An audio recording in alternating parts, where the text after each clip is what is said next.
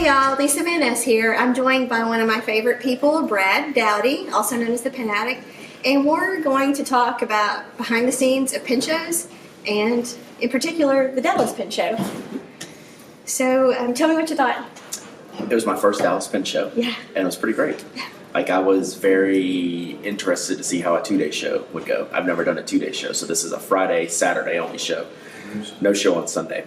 So any pen show I've ever been a part of, you show up Thursday night, kind of set up slowly Friday, and kind of get your sea legs, and the crowds come a little bit late on Friday. Then you have a slam pack Saturday, and then a maybe okay Sunday. Just depends. Sunday you never know.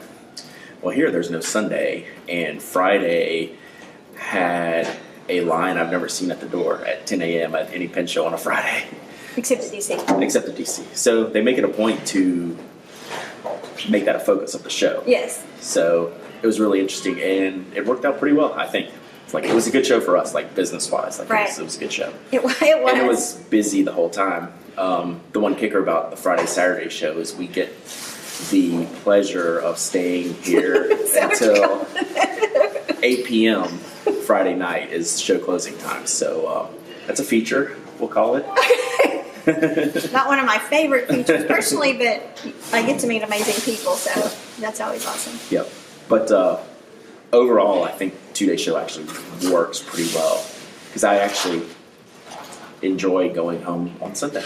It's kind of cool with a family. You right. get back in time, and you do enough. You're so busy. There's no downtime really Friday and Saturday. There's no opportunity for it. Like, we were maybe slow for about an hour Friday afternoon, and not much at all on Saturday. So it was pretty steady the whole 2 days, which for a 3-day show, you'll get maybe just a little bit busy Friday afternoon, slammed all day Saturday. Then, like I said before, you never know on Sunday. So it's hard to compare it to other shows just because it is 2 days and Totally. you don't know how people would handle that third day. Mm-hmm. And then Saturday, your feet hurt so bad, you're in emotional and physical pain. but yet you still want to socialize. You know, like, we want to have the opportunity to visit with the customers and show off pens and see what people have purchased. Yep. So that being said, the late part of Friday night prevents you from having events or anything like that. So how do you feel about the events or not having the events? I would like some events, just because it feels more pen showy, I guess, from what I'm used to. But, like, this is different from the jump. I know it's going to be that way. So, like, when we end Friday at 8, we go eat dinner, and by the time we're back to the bar, it's 10 o'clock. And we've been here since 8 o'clock in the morning already. So it's not like we're ending at 5, get a little bit of time to relax, go out to eat, then we're back in the bar, able to do an event like an 8 o'clock event or a 6 o'clock event and eat afterwards. There's zero time for extracurriculars, if you will. So every show kind of has its own personality, and you get to meet people. And I think one of the people you got to meet this time was some of the staff from Retro. Yeah. So every show, I'm always excited to meet someone, and I knew that's who you would probably meet. Yeah, and fortunately, I got to meet all. Like, everyone who I've ever dealt with was here. Because it's just a small operation. Like, it's like real. Like, Totally small. They're like 30 minutes from here. Their offices are. So, and this is the one show where they set up a table here. I think it's probably the only pen show right now that they do. They do trade shows, like National Stationery Show, but they don't do pen shows like we think of. They'll go to stores and do events, and that's it. Yeah. So they have 1 or 2 tables here, and then different staff will be here Friday and Saturday. So I got to meet everyone that I've worked with over the past few years. For the first time face to face. Like, we've exchanged hundreds of emails over the last few years, working on different projects or doing different things, and to get to meet all of them was super cool. Like, I don't know, I really enjoyed. You always want to put a face to the names that you're dealing with digitally, especially when you have not just a friendship, but like a business partnership with them.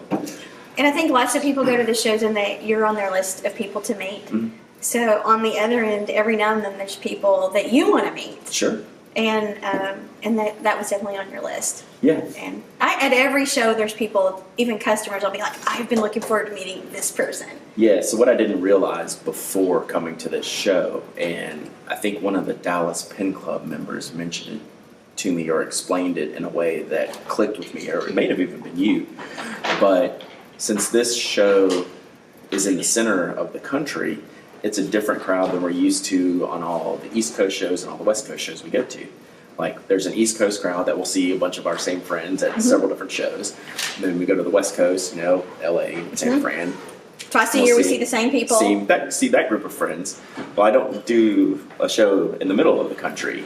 So it's like a whole new crowd of people. Some of them I've seen in Little Rock at your store, right? You had some of your customers here.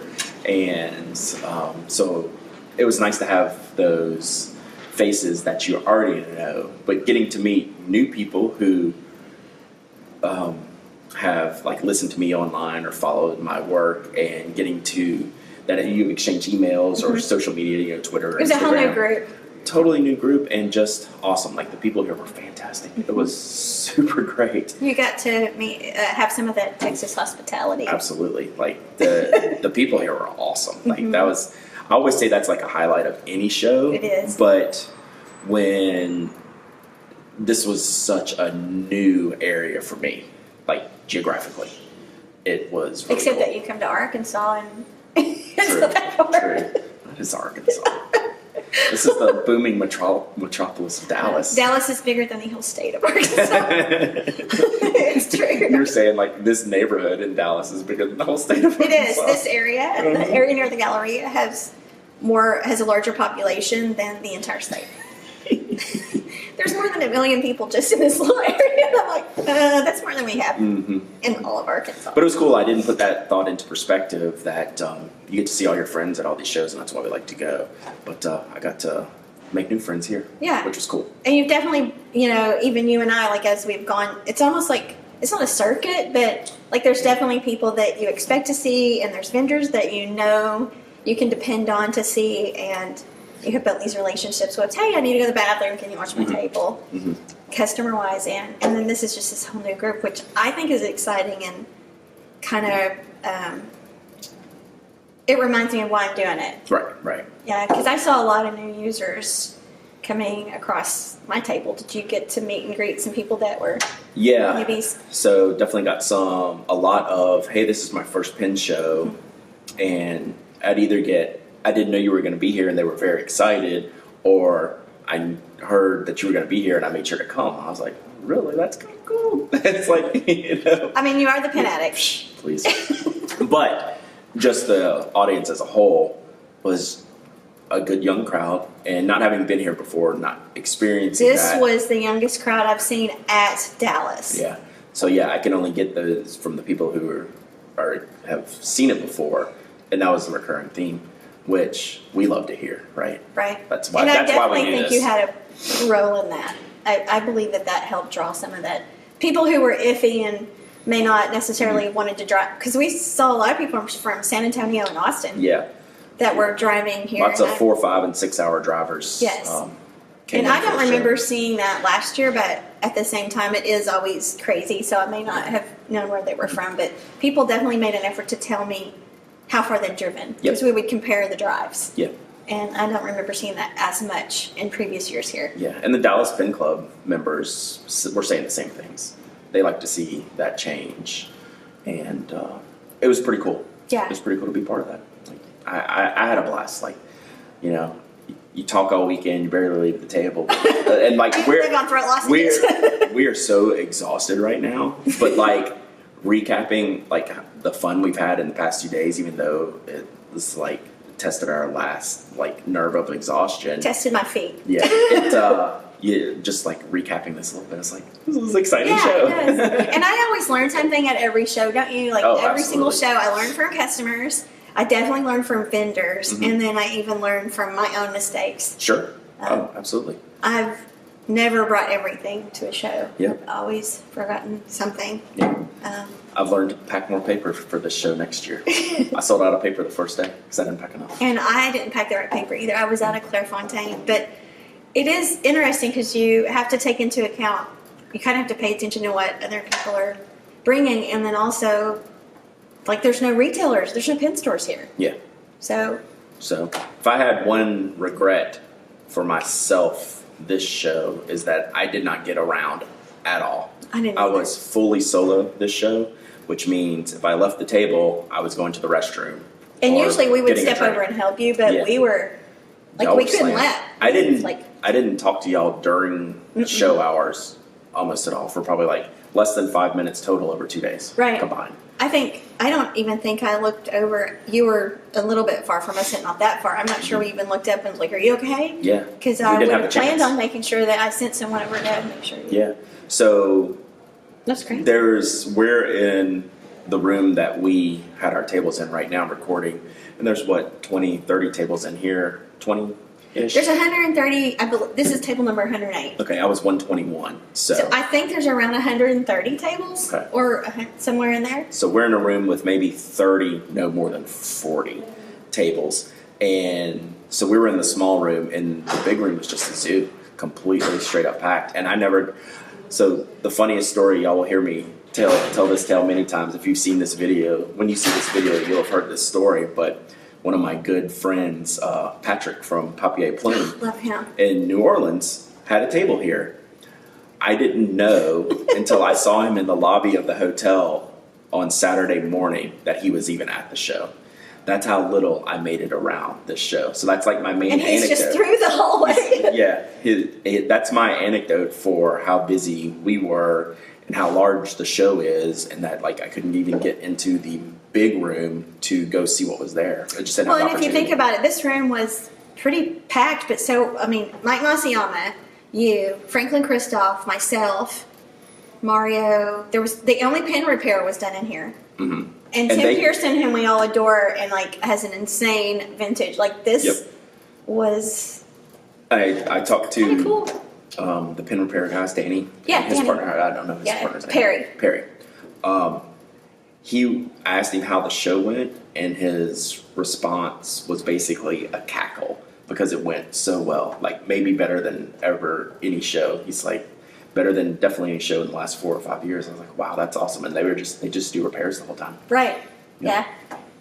Just a side note, Mike taught him how to do repairs. Nice. He doesn't want to do repairs for the public, so he treats other people. Anyway, Danny's great. He's from Arkansas, actually, and he lives in Nebraska. That's how I knew him. So, yeah, he's a great guy. And he and Mike were right beside each other, and they were definitely busy. In fact, I took a picture, and I think I sent it to you. Yep, I'll be sharing this. It's like the line was straight out. This is how it worked. People made a beeline for Mike Masayama, left his table, swung by mine on the way to the Franklin Christoph prototypes, and then just like we would continued on to the second room. And so they just went on to you, then they went on to the next room. Yeah. It was like this was it. Yeah, so we were the small room, but we were also the entry point. So you didn't have to go through us, but you pretty much did because that's where the check-in was. Well, if you were a person who didn't even know about nib grinding, you were probably annoyed with the line. Yeah, because it was packed. Getting in the door, it stopped. And then if you go around the corner there in front of your inks and pens, and then I'm right across from Franklin Christoph with all the prototypes. So I just saw butts for like the first 30 minutes of the day. Until they got done checking out the prototype trays. Then they'd come over here, and then we'd have a good day. And we were talking to some of the guys in the other room. It was like they didn't see anyone for the first half hour because they were all stuck in our room. We know why. Yeah. 10 minutes here, grab the newest thing, stop and say hello to the famous Pen Addict, and then right on through, and then they would eventually come back through to get. Yeah. It was definitely like they had lists. I don't know if you saw, but people handed me their lists. Mm-hmm. They had lists of people and they had lists of items, and this is what I'm getting, and I've been researching it. Mm-hmm. And I did see that more than I remember seeing it in the past. Yeah. Or maybe I just don't notice it, and I did notice it this time. But people were handing me their lists. Cool. So, well, I appreciate you visiting with me and doing a little pen recap. Yeah.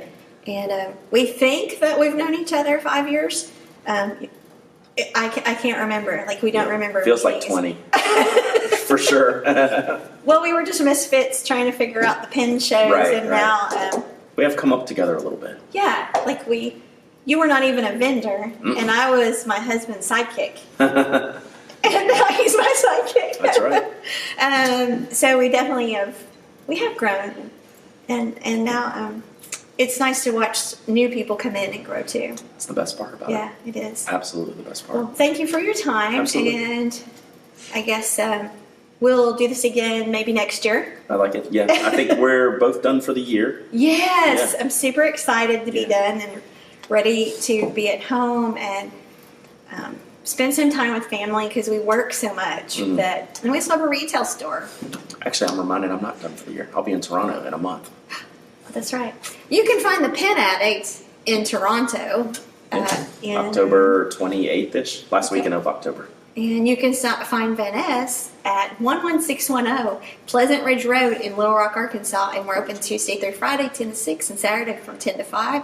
Or you can call us because usually we stay late if we're not at a Grandsons football game. That's true. I've been there. When they've unlocked the door to let people in. That's true. I'm like, serious? I'm ready to go. We'll see you guys later. Bye.